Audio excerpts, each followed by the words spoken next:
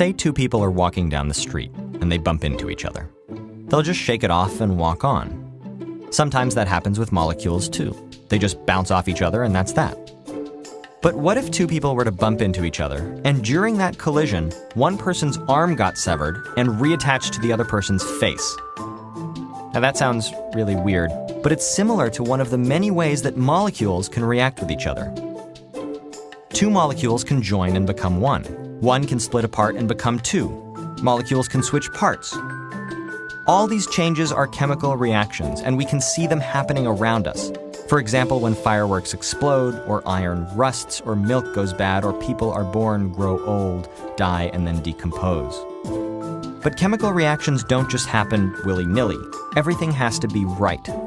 First, the molecules have to hit each other in the right orientation.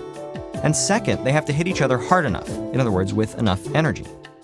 Now, you're probably thinking that a reaction just happens in one direction and that's it.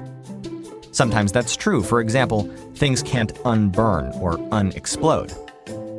But most reactions can happen in both directions, forward and reverse.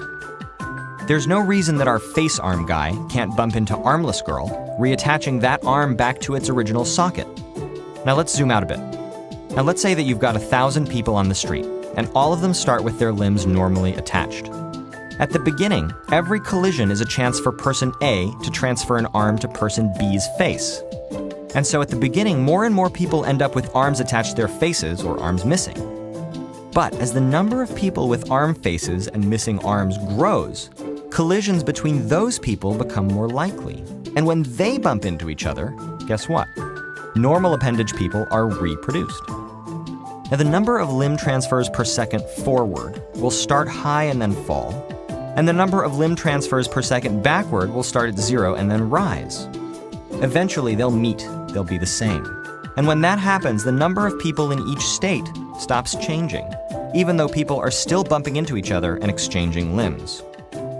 Now, how many people do you think there are in each state? Half and half, right? No. Well, maybe. It depends.